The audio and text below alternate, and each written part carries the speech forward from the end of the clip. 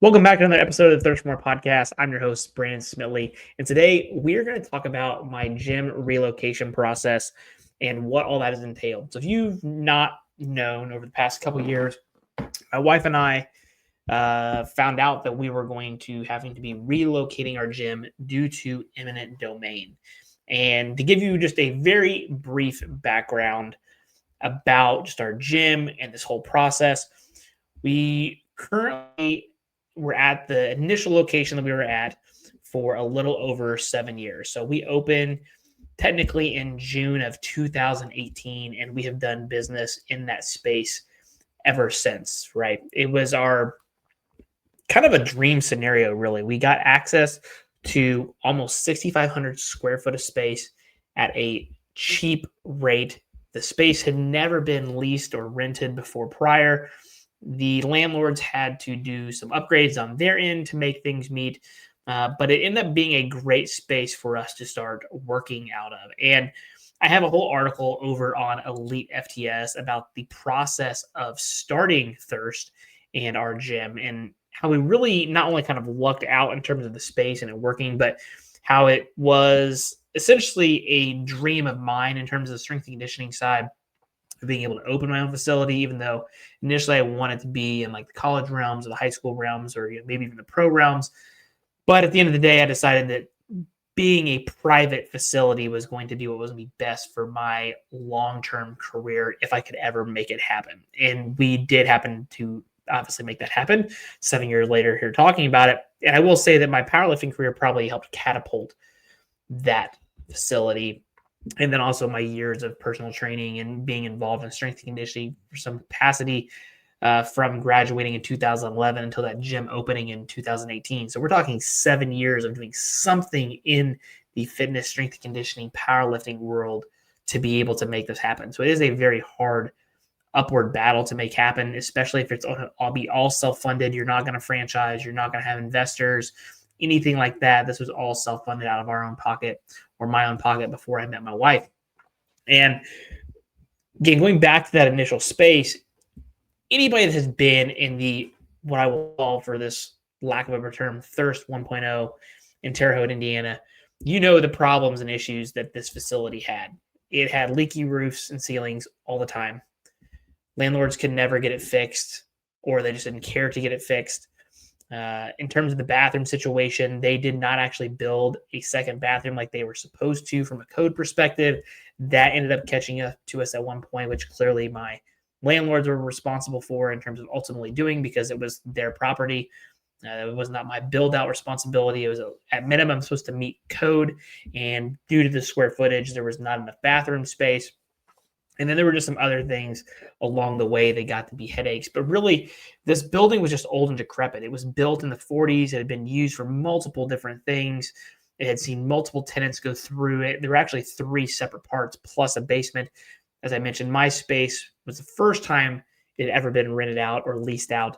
But the other sides have had several tenants, and many of them had failed or moved on or had issues. And it seems like the writing was probably on the wall, but as a young business, we were willing to do whatever we could to try to stay in that space because, again, like I mentioned, the price was amazing. I don't think we'll ever find a price for that square footage ever again. And it was a triple net lease as well. So if you don't know what that means, essentially it means as a business owner for me, I'm responsible for the rent, the taxes, and the insurance side of my portion of the bill to be able to cover my business. I don't have to insure the building, but I have to be able to ensure not only my contents, but obviously any liability being a gym and how that all works. So that's what the triple net lease meant of it. So while my rent stayed pretty flat the entire time, taxes obviously go up over time. So essentially our rent would go up at the same rate that taxes went up. And I saw our taxes go up quite a bit over those 7 years. Fast forward to 2022, I believe it was around May timeframe. My wife and I got a phone call from an individual, I had no idea, from the state of Indiana, letting us know that eminent domain was going to take this property. And so I'm just going to give you a brief explanation of what eminent domain is first. And eminent domain, if you are unfamiliar, essentially means that the government in some capacity, whether it be local, state, or maybe even federal, is going to acquire your property. You have no option. They will be taking it. There will be a negotiation aspect of how that property is taken, but you will no longer own that location or that property. Now, as a tenant, it's not my property, so it's not being taken from me, but obviously as a tenant, what the government is going to do with that property is, who knows? They can take it for several reasons, really unlimited reasons, as long as they have a justified reason that they're going to use it for public better good, essentially. And what we discovered was that they were going to build an overpass near the intersection that we're at. So we're probably about a blockish away from the intersection. Even though I'm technically across street, we're about a block and a half away from a major intersection. And that intersection actually happens to have a railroad track go through both the east and the south side of that intersection. So it can get stopped at both sides of that intersection, both the east and the south. And a big issue with this is that it really hinders traffic being able to clearly move anywhere around the intersection. But also, if you go further down to the west and try to go over the tracks, you're probably going to get caught by it. And the same thing if you happen to go north and east, you're going to get caught by the same track. So really avoiding this train is nearly impossible. And this is probably one of the most high volume train tracks in Terre Haute, Indiana. And if you've never been to Terre Haute, Indiana, we have a lot of train tracks just in general because of the way the town was, developed decades, if not, over 100 plus years ago. And so trains were very big in the Terre Haute area way back in the day. Anyways, they were trying to figure out how they can get over this train track so they can leave it there, because the railroad system is part of the federal government, and the community was having issues with not only the traffic, but there's also a hospital to the west, maybe about a third to half a mile at the absolute most. And so there were issues where, from what I was told, are that there were patients in ambulances being railroaded from getting to emergency rooms and getting to the hospital. And that's something you never want to hear about, right? You don't want to hear about somebody's livelihood or family member or anything of that nature being postponed because of a railroad. And not only just a train being on the railroad track, this railroad track is notorious for having trains stop. And not only just for like a minute or two, I have seen trains stop there for 20 to 30 minutes several times throughout the year. I mean, this is a big issue in this particular intersection and railroad aspect that goes through the intersection. And so the city was essentially trying to get an overpass built, and the state clearly has to approve that, as well as obviously the city.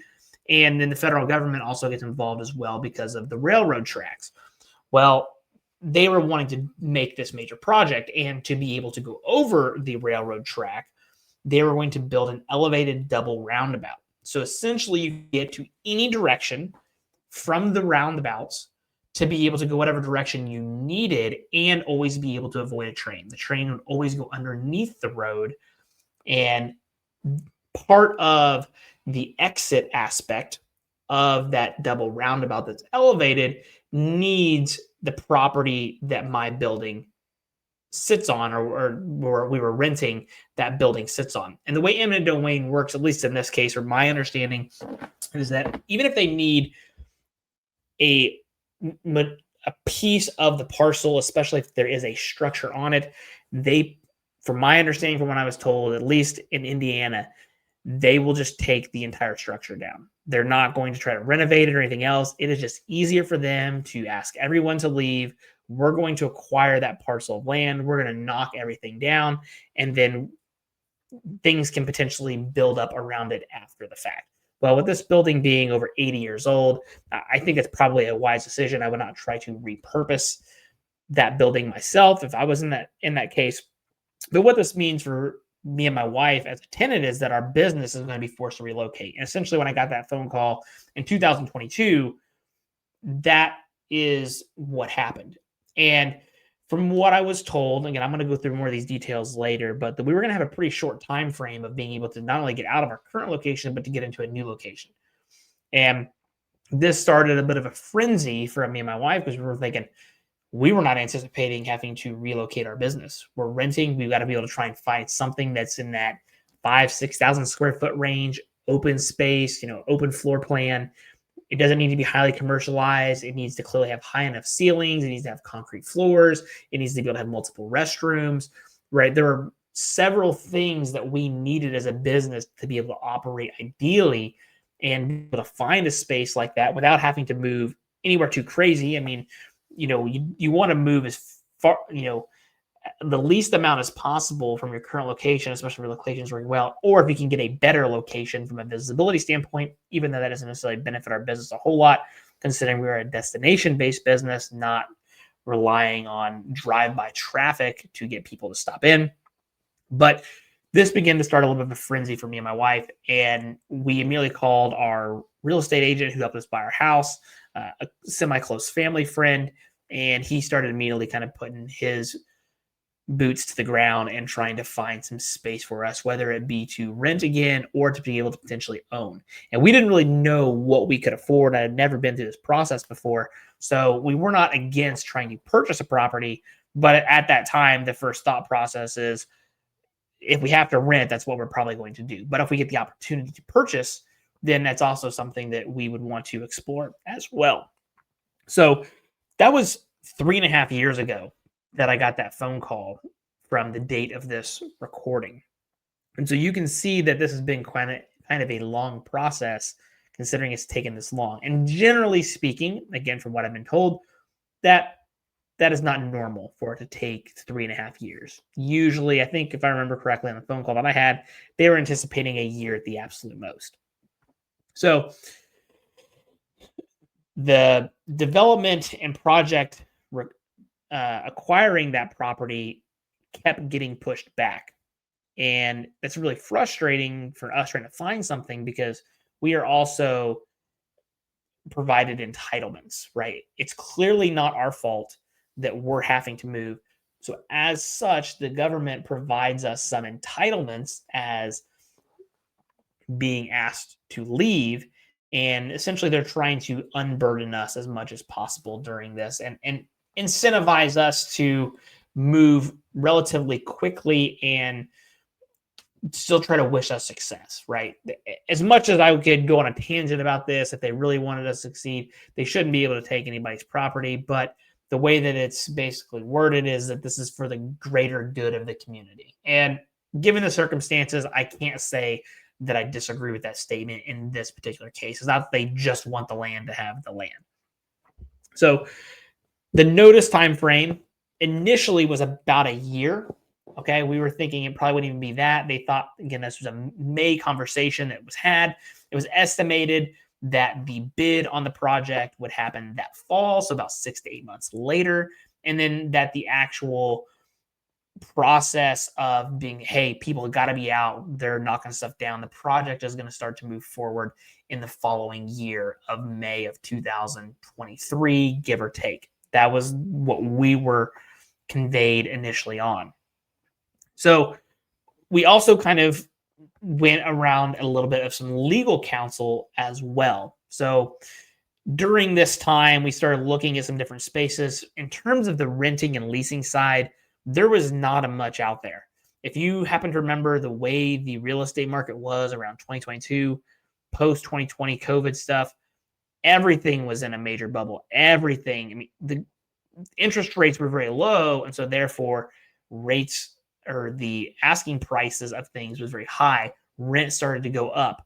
So you can really see that because of the demand of even just houses, but just the demand of people wanting to move or relocate or do things because, again, interest rates were so low that this was making the market very hot. And that is not ideal for somebody that is trying to relocate, and especially when it's not by choice, right? So we found initially a property that the square footage, I believe, was in the 8,000 or 9,000 square foot range. It's been so long. This was around fall of 2022, if I'm not mistaken. And it used to be an old Dollar General, and there were actual rental properties on or rental structures on the property as well. And so my wife and I were thinking, okay, this could be a very potential win-win. We could not only get a bigger space, but the other spaces we can collect income from, and we can use that to help offset our own rent. And essentially, we could charge ourselves less rent if we can have those both filled. So we're going to get a bigger space for potentially even less money than what we had. So we began to work on that acquisition aspect and meeting with the sellers. It was clear that this project was going to need some work. The ceilings were not going to be high enough, so it had those pop-out ceilings. Those were all going to have to come out. Ideally, we were going to have to knock down a little bit of the wall. They had left some old camera systems. Everything was kind of raunchy. It really needed some TLC, but there was great parking. Again, the added rental aspect income was going to be a big positive. I was like, okay, this could be decent. So we kind of ran some numbers, went through the bank. This was going to be something that was going to be in our budget, especially if we could get both sides rented. At the time, one of them was rented and the other one was not. However, the other person that was renting was very honest with us and said, hey, I'm probably going to be out of here in a year. I was planning on moving. And if you're going to repurchase the property, how does that, affect my rent? And so that became some questions. And I got to go through this. We had to do an environmental examination. And if you've not dealt with commercial real estate, and I want to be very clear here, I am not a genius when it comes to this. So if you happen to be listening to this podcast and think, oh, I know a lot more about this than Brandon does, you probably do. You 100% probably do. But from what we figured out from after the inspection side, and we figured out the big rocks that we had to kick over to get it up to where it was going to be, then we had to perform a phase 1 environmental exam. And essentially they look at the history of the property and what it had been used for, and does it pose any risk to the environment from what's been done there? And if there is a potential risk, what is that potential risk? And could that potentially harm the value of the property and or anybody that could be surrounding properties? Really, they're just trying to do their due diligence to take care of the environment and the people that happen to live and consume business and other goods around you. And the phase 1 came back that they needed to do more research. And by more research, that means more money. Phase 1 is not cheap by any means, a couple $1,000s just to get that done. And that is at the buyer's expense. So that's at mine and my wife's expense. Now, we decided to go through with this because part of the perks of the relocation, or I'll say benefits, I guess, is that we get reimbursed up to so much money for anything that we have to do to relocate. So we're thinking, okay, well, we spend this money, we're going to get it back on the back end. It sucks to have to spend that money, but if we're going to get it back, it's essentially going to be free. We're going to do our due diligence. We're going to do what we're supposed to. And you usually have to have those environmental exams to get the loan, the commercial loan from a bank. And they want to the bank is doing their due diligence to make sure, again, that things are safe for the community. Well, like as I mentioned, that did not come back favorable from a buyer perspective, and said that we're going to need to do a phase 2 environmental. And the phase 2 is where they do research on the soil and the land. Now, this is a very costly aspect. This can be anywhere from 15 to 30, even 40, 50 grand from what I was told. It all really depends on a couple things. One, how much sample and soil samples they need to gather, how long that takes. And then if there is an give rectifying those issues so that it can then get a stamp of approval that it is okay. And then that the bank can then basically give you the loan on the property, and then they feel better about it. Well, 2 major issues sparked up with this property. Number one of the rentable structures, at one point, a guy was basically using it as like a car shop. So he was doing some oil changes, transmission stuff, all the fluids that go in cars. There was apparently no evidence or proof that there was proper disposal of any of those fluids. That's an issue because then they assume, okay, well, it's going into the ground. If it's going into the ground, that becomes an environmental issue. It's going to pop up on the soil sample. Number 2 is that this property was right next to a Marathon Petroleum gas station. And as you know, gas stations have their gas tanks in the ground. And if there happens to be a leak or a seep or anything that can be happening under that ground, which nobody knows about, even the gas station likely doesn't know about it, that could then trickle because of, again, just the way that stuff works and rainfall and everything else, the way that all works, that could then go into our property. And then we, again, are still responsible for at least doing the cleanup aspect of our property. I don't even know what that would entail, if I'm being honest with you. And so me and my wife are looking at this and say, hey, this is not looking good from a buying perspective. We one, did not have the money to pay for that. And number two, how are we going to, if we could rectify it, is it a property worth having? Thinking long-term about the value of the property and how we're going to use it. And is it someplace that we can see our business thriving for eternity or until we are ready to move on from thirst or gym ownership? And we decided that it was not. So we let the seller know that, hey, this is what the issue is. And this did not happen on our behalf or during our ownership. So we are asking you to pay for the phase 2 because it's your property. And if you want to sell it to us, and just so you know, anybody else that would happen to go through this process is going to run the same thing unless they pay cash. They get any kind of bank loan or mortgage against the property, they're going to be required to do that. Now, how did this guy get the property? I don't know. There clearly wasn't the car thing on there at that point. That was probably the big red flag that was probably drawing the phase 2 more than anything else. And this property owner, seller, did not want to do that. So I'm not doing it. You're going to take it as is. Okay, well, let's do our due diligence and let's figure out what the property is worth. So we decided to do an appraisal. Let's see what we can get the value of the property at first. And then we can go from there based upon the asking price. Well, the appraisal came back, I think, around 30 or 40 grand underneath the asking price. I mean, it was significantly under the asking price. And if you know, as you go through a mortgage process, the bank will only loan up to that amount at the absolute most. And then until you have your down payment, and then that's what the total of your mortgage is.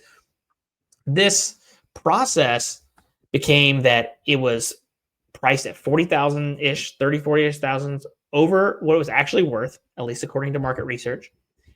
And it was going to need a phase 2.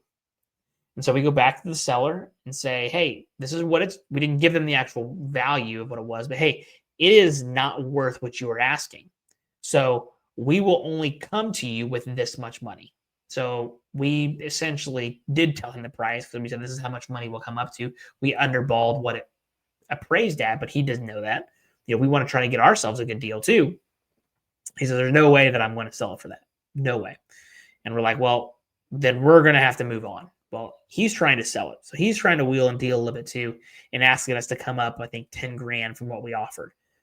We discussed it a little bit, which was going to put us, I believe, around like 5 or 8 grand over what the loan would be able to cover, the bank would be able to cover from the mortgage side. And we just decided, you know what, if that's what it's going to be, we're not interested. So then he comes back later and offers us a private sale. And so what this means is that we don't have to deal with a bank. Basically, you're doing a rent to own. And essentially what he wanted was a 5-year lease that we would essentially rent from him for 5 years. That money that we're renting is essentially going into our equity. It's paying down an initial payment. And then after the 5 years, whatever is left of the agreed price that we agreed to sell on the contract, we then owe after 5 years in full.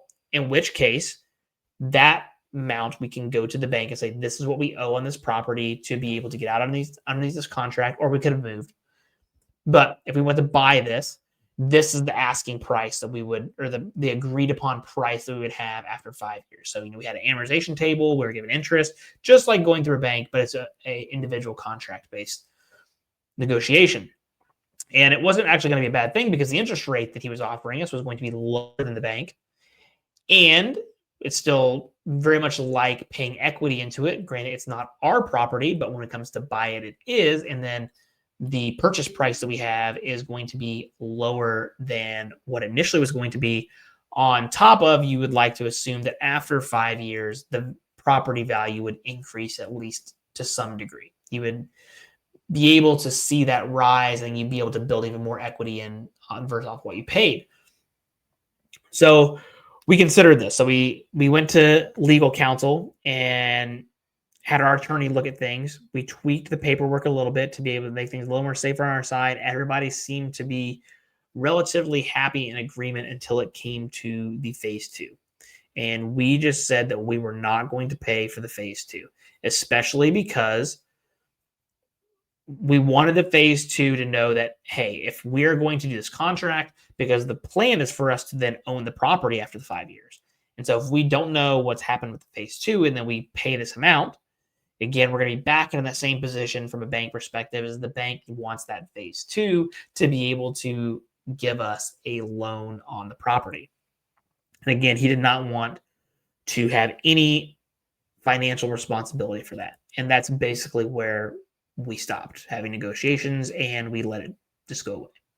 So that was the first process of trying to acquire a new piece of property that did not go through. And looking back, I think we dodged a bullet because, to my knowledge, at least whenever we were back in the winter of 2025, so 6-8 months ago from this recording, that property was still for sale, still around the same asking price. It may have dropped about 10 grand, but it was still, then it was 30, 40 grand over. So now we're talking 20 to 30 grand.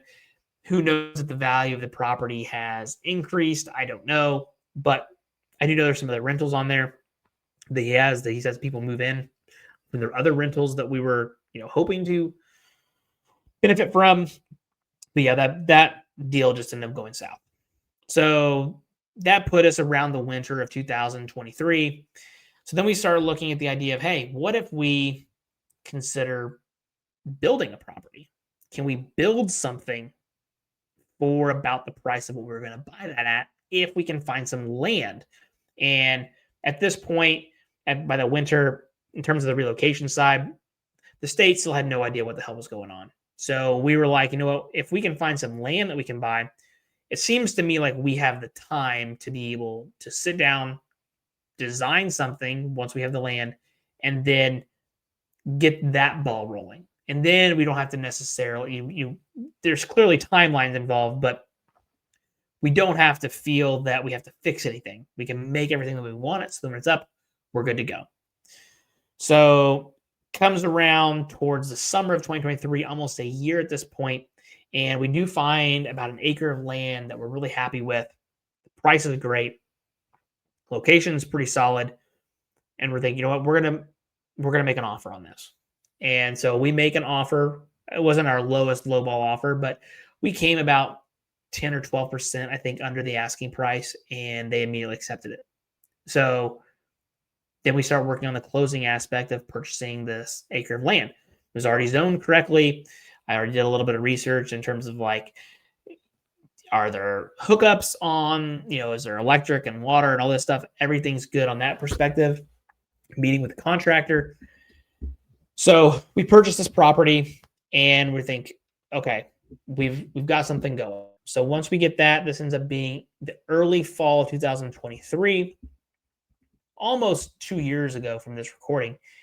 And we started doing some of the work on terms of getting design work done and figuring out where to do, kind of lay things out in the grass, figure out what the building's going to look like. We draw up this almost 10,000 square foot facility with bathrooms, showers, office areas, an extra spare room that we can rent for either chiro or PT or massage therapy. And we hit another snag in the road. The state approved everything. We get to the city side of it, and the city says that we've got to redo our parking. So we go through that aspect. We had to revariance that. That is a process in of itself, to where you have to ask your surrounding property owners if they are against you changing the variance of the parking. And I don't know what the exact numbers are off the top of my head. All I know is that for the square footage that we had, they were going to try to force us to have 50 parking spots. If you've never been to Thirst, we never have 50 cars in our parking lot, let alone 50 people, except for whenever we have a powerlifting meet. And that is an exception.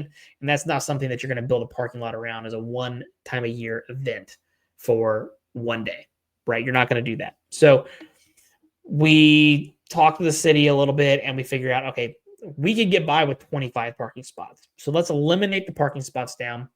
We fill out the variance paperwork. We submit everything. We write these professional letters to all of our adjacent property owners. This is what we're wanting to do. We're only wanting to change the variance of the parking. So the city says that we have to have this much because of the square footage. We want to have less. If you have an issue with it, you have to write a letter to the city. You basically fill everything out for them. I mean, I had to fill everything out for them. All they have to do is write on a piece of paper why they don't want it. Then you're given a date. You go to the city courthouse, you go to this variance meeting, and essentially you talk to the councilman and say, hey, this is why I don't need this. You basically give a in-person explanation of why you're wanting to revariance whatever you're trying to revariance. And they give us a green light. It's okay, we understand. We know what you do for the community. Our business name was semi-familiar. They knew what we did. They understood that we were not like a Planet Fitness or a Anytime Fitness or a Mega Globo Gym, anything like that, that we were primarily, essentially, we're a personal training studio on steroids. And so gave us a green light on that. Okay, so parking's good. Things start going down. Then it goes out to engineering. Well, this is where we really, pardon my language, this is where we really got fucked. So apparently, this is part of a state code, but also a city thing, is that it states that if you're in city limits, you have to have a water main front your property. And so what that means is that you have to essentially have a water main somewhere on one of the front-facing aspects of your property, depending upon how your property is laid out and what you're going to be building. And so for us, that meant that the water main was going to have to be on the south side or on the west side of the property because the building was going to face, the front was going to face the west. And so you could put it on either one of those for whatever reason. I don't know why. Well, because there's no water main, that means that apparently now it's my responsibility to build a water main for the greater good of the community. And from doing some digging now, this happens to be later after the fact, but that water main is mainly for a fire emergency. That if there is something going on, the fire department can hook up to that and have access to a buttload of water on demand. And that was not on this property because initially when we looked at it, the water main was across the street, a very small side street. It was going to be less than a 25-foot draw to get to that water main. And our contractor was like, yep, we can do it. Plumber said that they can do it. It was all going to be okay. So we're like, okay, that's what we're going to hook up to. Well, it turns out that because of whatever code, law, whatever it is, says that we couldn't do that. And I called everybody. I don't like to say that I have connections in Terre Haute because I certainly do not. But I do know some people and tried to make some phone calls and tried to figure out like a reasonable, understanding and option here that we weren't going to have to build a water main. And to give you an idea, the reason we weren't wanting to build a water main was one, we were going to have to we were already dumping thousands of dollars into the engineering design of the parking lot because it needed to have drainage. Because for whatever reason, the way the soil is, it needed to have a way that the parking lot could drain effectively because of how many spaces it was. So we were already paying for all that.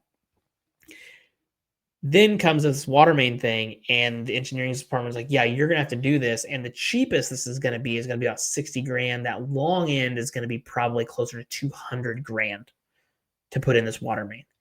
And I'm like, what? How? There's no way that I can afford that on top of trying to do the building and what I'm paying you, like all this money that's just hemorrhaging at this point. There's no way that I can build a 60 to a quarter million. First of all, those are two drastically different numbers regardless, but also for the greater good of the community for a fire hookup. If this is something, not going to try to get too political here, but if this is something that is being mandated or asked upon by the city and or the state, to me, it feels like that should be an expense that they're willing to incur. Now, because I'm willing to build on it, whether they're saying it's mine, and they do say, hey, well, you can get reimbursed on this over, can't remember what it is, 50%, 40%, whatever it was from your water and your sewage bill. So essentially they're saying, hey, you're not going to have a water or sewage bill for a very long time. Well, that doesn't make sense. That doesn't give me any money back in my pocket. It doesn't change the fact that we were going to have to drop $60,000 to $200,000 of money into this water main. And that's basically where that has ended up. There's nothing has happened with that property. We wasted thousands of dollars on the engineering side just to be told that we basically couldn't build a structure on there unless we were wanting to do this, because we just flat out cannot afford to put $60,000 to $200,000 into the ground to get water to something. It just does not make sense from our perspective. So we're still keeping our eye out for stuff. We're not sure what's going to happen. And lo and behold, we get a phone call while Adrian's appendix ruptured, mind you. We were still looking at properties. I'm almost even getting ahead of myself here. We even found another property. This one was not in city limits. This happened to be probably winterish, early springish of 2025. So we're talking a year and a half-ish after we bought that property, the acre of land, found a building that we're very hopeful for. The price was amazing. By the time we went to look at it, like I was in the county, so we weren't going to have to deal with any of the city laws. We get in the building and it's just like gutted. Some stuff was taken care of, but I mean, there was literally gravel inside from where they didn't finish doing the paving and the concrete foundation, whatever you want to call it. Come to find out, there's no sewage hooked up. There's no toilets hooked up. The water and everything is like ran. It's basically just not hooked up, but there wasn't even a septic tank. Doing some research on that and what that was going to cost and having figuring out into the land. We're like, this could work, but from all intents and purposes of everything that we added up, it was going to come out to about what we were going to have to do. The purchase price plus the plans and getting everything operational. Basically getting it to where we can move in and do business was going to add up to being more than the property that we owned and the building we were going to build on. We're like, well, that doesn't make sense for a building that's already 15 years old. That doesn't make sense. And it was smaller. So that didn't make sense. But also, by the time we were doing all the research and trying to figure out all the zoning things and whatever, somebody made an offer on it and it went pending.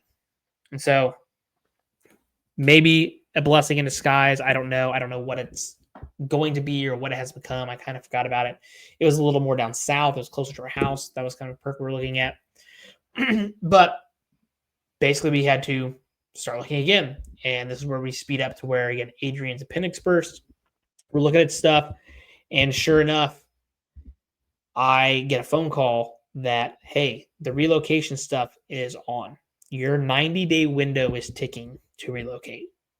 So think about that. We have nothing. We have nowhere to go. Just call my real estate agent. Hey, we are in a bind. We got 90 days to find something. At least the for sure 90 days that they can't kick us out. So the way the paperwork is worded, the state provides us a minimum of 90 days to where even the city can't kick us out of our space. It's kind of like their grace period to let you get somewhere. So lo and behold, started doing some more research. I've started doing some cool stuff. My realtor's doing some stuff. We found a building that we're currently in now. Price was less than what we were going to spend with all that new stuff. It's a little bit smaller than what we wanted. It's right around 5,000 square feet, but had showers, had bathrooms, had a full kitchenette, had a fenced-in backyard area.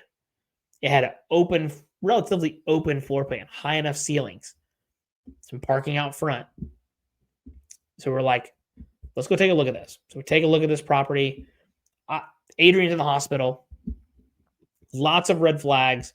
Nothing taken care of from a fire perspective. Electric all over the place. Things are just hooked up to the breakers. I'm not going to go into too much crazy detail of all that, but it was just a disaster. Call a buddy of mine that does fire inspections. Come look at it with me. Let me know what he thinks before we even consider making an offer. And he comes and looks at things, and he's like, yeah, you've got a couple $1,000s worth of work, at least electrical and fire perspective, because the fire code is nowhere near being up to code.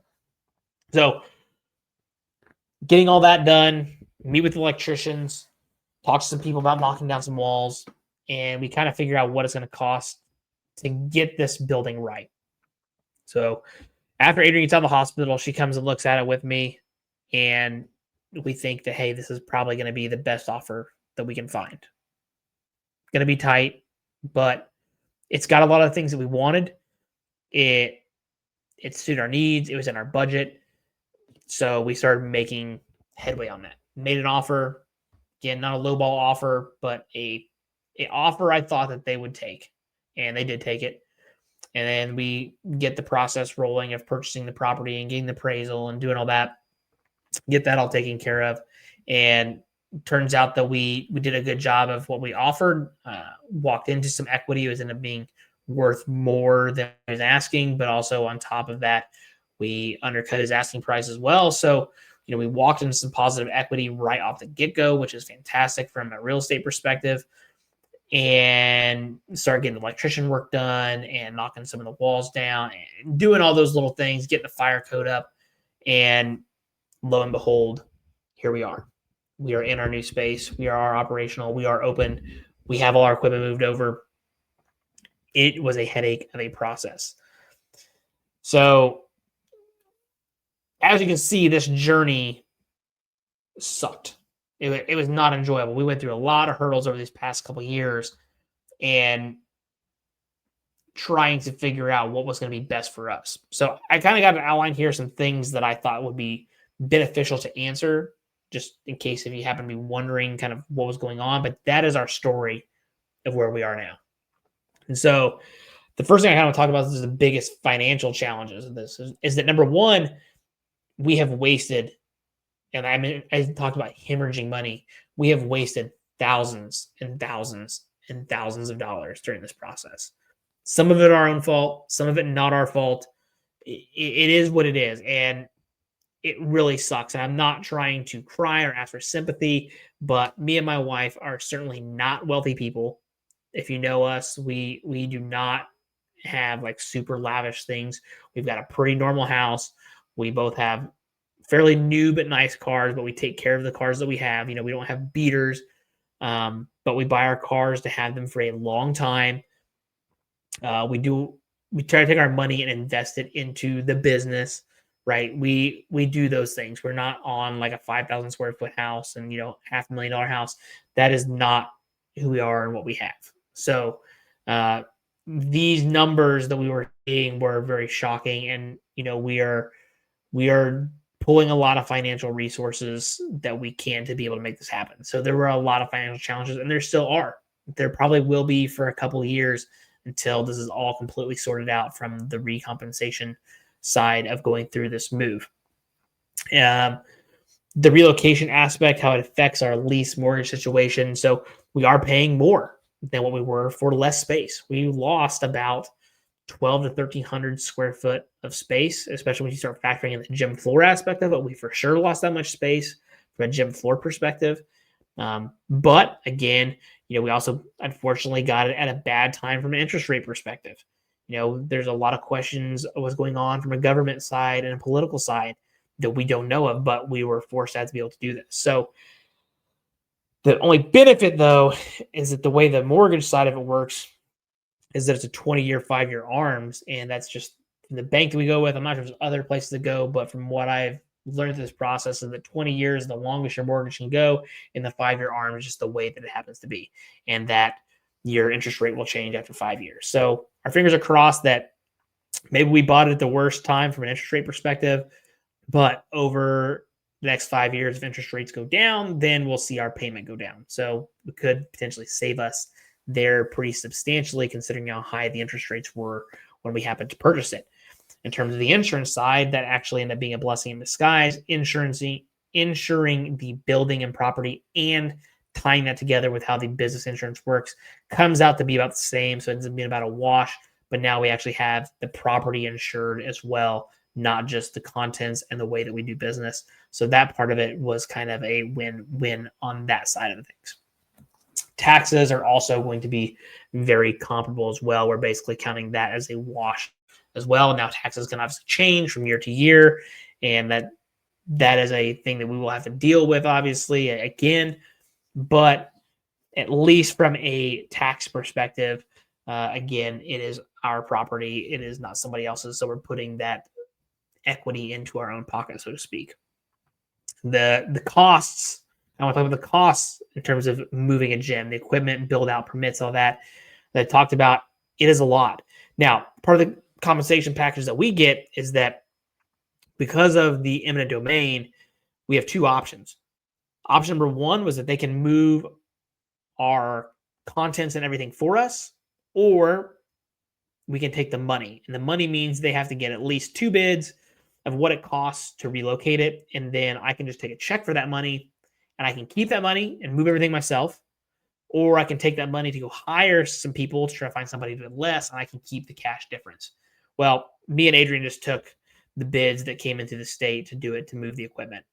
We were not willing to hassle with that. If you know the amount of shit that we have in terms of gym equipment and how heavy it is, we just elected to have them move it for us. I think that was the best thing that we could have did. Some of the build out stuff, the fire side was actually not that expensive.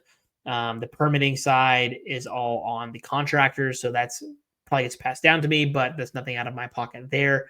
But obviously, knocking down some walls and running electrical and things like that, turning on utilities, that all begins to add up very quickly. So we're talking thousands of dollars there.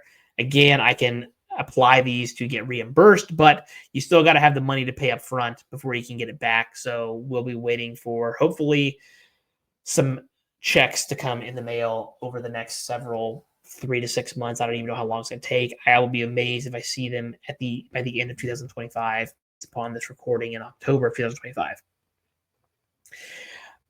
The compensation aspect in terms of the eminent domain, I've kind of talked about that. Those are the big things. They will also compensate me for some of my time up to like $3,000. It's not worth it considering it's been this 3-year process. I mean, I'm still going to fill out the sheet and max out what I can get because I know from a time and miles driven and all that, I'm going to get that money back from a time perspective. But just, again, my opinion, I invested way more than $3,000 worth of time to be able to make this occur and finding places and taking care of everything. But I guess if you want to look at, hey, that's a benefit, maybe so. But to me, it's not anything important because, I don't feel like I'm getting my money's worth out of the time that I actually invested. How it affects us as a business and a staffing perspective and employment, like with ourselves, really nothing is going to change there. We're operating clearly out of a smaller space, but we do actually have what I call an actual livable space. I mean, I could stay at that gym if I really wanted to. I could sleep on the couch and be perfectly content because I have a full kitchen, bathrooms, showers, AC in that office area that can go out, heat, right? I mean, I think the livable space for me and my family was a big bonus of why we like this space, because we spend a lot of time there. It's not just about doing business. We clearly do our business there, but we spend so much time there as a family, and now having a 1-year-old, that was something that we thought was valuable and important to us. So that was a big selling point. And especially the fenced in yard when it comes to the dogs and letting the kid just go outside and play. He'll be able to go outside and play. I don't have to worry about it. He's fenced in.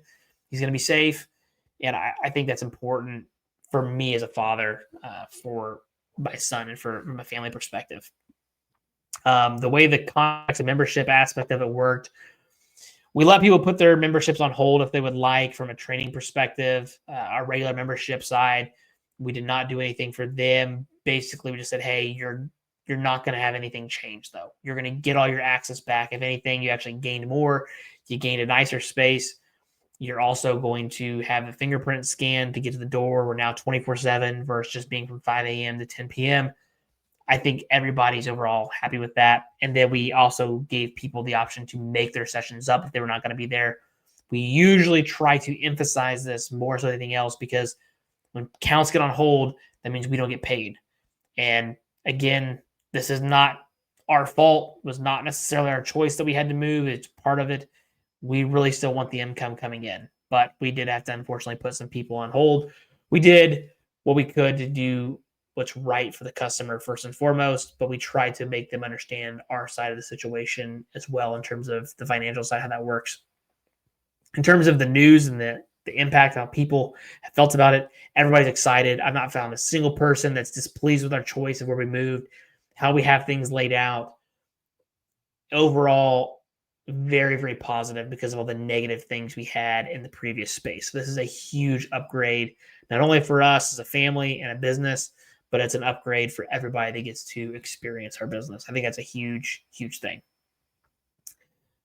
From a community perspective, we're optimistic that this is going to drive us more revenue. We think we're going to be able to get some more business. We think we're going to be able to get people that are actually wanting to consider staying during the summer a little bit more because there is some partial AC. I think it's insulated better. There's bigger overhead doors. We're in better airflow. While it's not completely air conditioned, I do think it's going to be tremendously cooler in the summer, making it a win-win for everybody from that perspective. So I think just having, a nice actual space helps you acquire more business, especially when you're in a space that literally is flooding every other week when it rains. There's no negative there from my perspective. The longtime members, everybody has been awesome, but the longtime members were offering to help us move stuff and let us know what they need during this process, being patient, being very optimistic. Everybody's been great. We've been very, very appreciative of that. And I cannot say thank you enough to those people that have been with us since the day one. I mean, there were several people talking about how nostalgic and how sad it was to leave that space, but they know, hey, this is Thirst 2.0. It's going to be tremendously better. That's ideally what you want. You want to evolve as a business. And while we did downsize in terms of the size, everything else upgraded. So those people have been awesome. I'm glad that they have been with us as long as they have. We wouldn't be in this position if it was not for those initial people that helped get our gym up and going from day one. Talking about the gym's atmosphere, the culture during the transition, again, supportive, loving, optimistic, very happy now that they get to see the space. I think everyone is overall just very pleased at it. Now that the transition process is over, at least on their side. Still more to do on my side for sure. But the culture and atmosphere aspect of it has been great. I think that's what's great about our gym, just first and foremost, but it's going to be even better now. The hardest part emotionally for me is just, thinking about what that gym looked like from day one to what it is now, and how that, I'm going to say this very politely, but how that shitty space let me and my wife be able to get a living and start a family and do what we do and love what we do and be good at what we do. I think as much as the renting aspect sucked on several fronts, we were given an opportunity and we excelled with it. So at the worst, I can say thanks for those landlords for giving me that space, even though there were times where I was not happy with them and they knew that. Several quarrels, somebody that's never not paid my rent on time, so it had nothing to quarrel with about me, but it is a little bit nostalgic. It is always going to have clearly a special space, special place.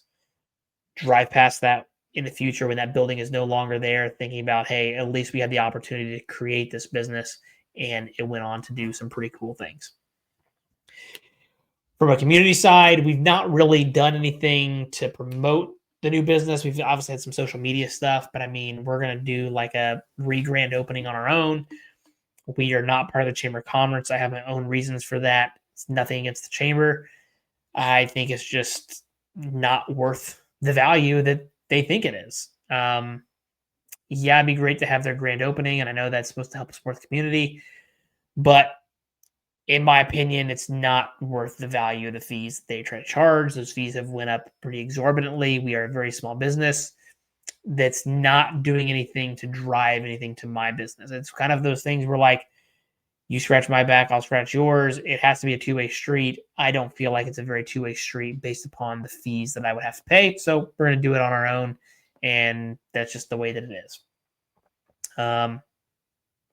Going through I had some questions that people had asked me over the course of this whole thing. So I kind of jotted down some of the common questions that I got during before, during, and now kind of after. People already know what the process was like me walking about it, but people have asked me, how was the process during the move? It was long. It was tiring. I never want to do it again. That's all I'm going to say there. Um, when people are asking us what we're looking for, I've kind of already talked about what our needs were. But the big thing is we just wanted a space that we knew that our business could operate smoothly in. It was very open. We were pretty flexible outside of that. As I mentioned, that the new location is slightly smaller, but the layout is very similar. And now the bathrooms, the amenities are the bright spot. I mean, the equipment, everything's still great. Coaching still obviously great. Not going to deny any of that. But I think the amenities, I think the amenities now are something that people are happy to actually spend time there, not just come there to get a workout, which to me is very important. We're only, in terms of location size, we're only about 5 minutes away from where we were. We're more on the east side of town. We're just off Wabash Avenue, which is one of the busiest streets in all of Terre Haute. We're like a couple minutes away from Rose Holman. I think for most people, from what I've been told, our location is better for them. It's closer to where they live. It's easier to get to. It's more convenient. That is the wide spread, pretty much consensus. There are some exceptions, but even myself and my wife included, it's a couple minutes less of a drive every day. And we never get railroaded going to or from work, which is huge. Getting railroaded sometimes several times on the way to work in the morning or on the way home. And the actual moving equipment piece during the relocation, like I said, tiring and whatnot. But overall, I thought things went really smooth. The company that was awarded the bid, I have nothing but great things to say about them. They did an awesome job. It was a Better Way Moving out of Bloomington, Indiana. Hate that it's in Bloomington with my Purdue roots, but they did a really good job. The guys were awesome, professional, good time, very respectful of everything that I asked of them. I got to say that they went above and beyond from what I thought they had to do. So that part was also fantastic. We're already operational in our new space as you hear this recording, so we're up and going. That part's already happened. I've not filmed or at least posted any new content of me in there on the YouTube side. So from a podcast perspective, you probably saw I took a break. I needed that break. I needed to be able just to focus on the business, doing what it needed to do, and come back to YouTube feeling good, 100% ready to jump right back in, getting back on board with everything that I was doing. Still trying to do all that same stuff. Nothing there has changed. I just needed to pump the brakes for myself personally. Somebody asked me if there was a silver lining to all this. And I really think the silver lining is that, one, my equipment got moved for free. Two, we're now in a space that from a financial side, I hate, I'm somebody that does not like to talk money that much. I don't want to sound that I'm flaunting or anything like that, because again, I'm not rich, but it is business. And to be able to own your own property is a major financial W. It just is. Because think about it, 7 years I paid money into somebody else's pocket that I didn't get to keep. And now I'm making that payment. And yes, I'm losing money to interest, and understand that. That part sucks. However, that money is being generated from clients. And so, while I don't want to say I'm wasting their money, the tax or the interest side is being paid by my clients, and my mortgage is being paid by my clients and athletes and members. And that's building positive equity in mine and my wife's net worth. And I think that's a huge thing. I mean, that's when it comes to retirement. I mean, this is our retirement plan, our big portion of our retirement plan for sure. When we want to step away, we can sell the whole shebang, land and all, and sail off into eternity for whatever we're going to do, right? But this lets us be able to do that, where if you rent forever, you don't have that luxury. Or if we want to be able to take some of that equity out and add on or change something, we have the freedom to be able to do what we want, and we did not have that. So yes, the silver lining is we are not only gym owners now, we are real estate people, I guess. But sometimes, as they say, the worst landlord is yourself. And that's going to be true. There's going to be hiccups and things that we're going to have to deal with along the way. We already know that. But overall, it is a major positive to actually own your building and your parcel of land versus renting. Anybody would agree with that when it comes to just one, your home ownership, but two, especially from a business perspective. There's a lot of things that can happen further on from this real estate perspective as well, if we would choose to do that. How can people support us? This is like, to me, not really a question that I really thought much about, but I mean, really just if you happen to use our space or enjoy our space, let other people know that you use our space and enjoy our space. The best thing that we get from a business side is word of mouth. And if you happen to move into the new space with us and come use it and you like it more and you think it is everything you'd hoped for and it's going to impact your training or whatever, then I think it would really be beneficial for us that, you just give us a share, give us a bump, give us a review on Google, all that stuff. If you're listening, rate the podcast, like the YouTube video, leave a comment, subscribe, like all those free little things that cost you absolutely nothing, all do things to help us as a small business continue to excel and do the things that we want to do. And as I mentioned, a lot of times they're usually free, and those little free things do a lot because when people are doing their homework or researching places like us, that's how they go about doing it. They look at reviews and pictures of what people are saying, people are doing in the word of mouth, and that's what gets people to walk into the door. And me and my wife, Adrienne, we feel that once we can get you people to walk into the door, we can make it really hard that you ever want to leave spending time with us. So from an advice side here, what would I say to other people relocating? First of all, don't do it unless if you absolutely have to. Or unless if it's going to be beneficial long-term, like I said, acquiring property or going from renting to own, that's all huge. But man, the whole eminent domain thing, it really sucks. It really does. It's just a long, grueling process. Nothing is smooth when it comes to the government, regardless of what you're talking about. Politics or whatever, doesn't matter. It's not a smooth process. It has been a major headache, and I'm ready for it to be done. The big hurdle is done. Now I got to try to get some of my money back, but that process is also tedious. But once that portion of it's done, I feel like we can actually just move on with our day-to-day operations. And at the end of the day, I'm happy it happened. But, from an eminent domain perspective, if you are somebody that has ever gone through that, or you do have to go through it, just know that it's not a fun process. I'm not trying to scare anybody or be damning about it, but it is just not fun. That's just the best way I can put it. I hope that I never have to go through it again. So if you're listening to this, our new location, it's 3950 Wabash Avenue, Terre Haute, Indiana, 47803. If you ever come through Terre Haute, Rose Holman, Indiana State, go through Indiana, come by and see us. If you happen to live in the Terre area and you're not training with us, please come by and see us and feel free to train with us. Get a membership, get your kids trained. I think you will really enjoy the space. Me and my wife, and so far everybody that I've talked to really enjoys it. If you're listening to this over on Apple iTunes, Spotify, YouTube, wherever you enjoy your podcast, thank you for listening. Thank you for getting to this point of the episode. Thank you for all your support over the years from the business side, both online, through social media. You've actually stepped foot in my space. I really appreciate it. I really can't say thank you enough, because without you guys, the gym wouldn't exist. I wouldn't have the ability to talk about it. I wouldn't be able to do this for a living. I wouldn't be able to enjoy what I do for a living. So I'm very, very appreciative of that.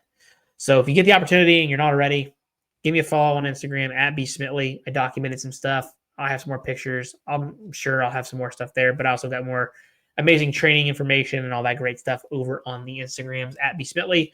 From a gym perspective, Instagram handles the same at teen.thirst. You can see some new pictures there. We'll post some stuff.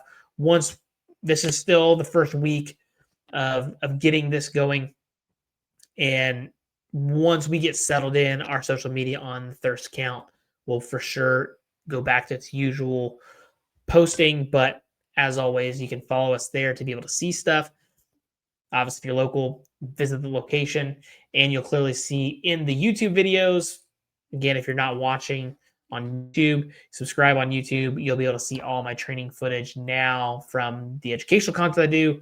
Should moving forward be the new Thirst 2.0 location in the background as I'm demoing stuff.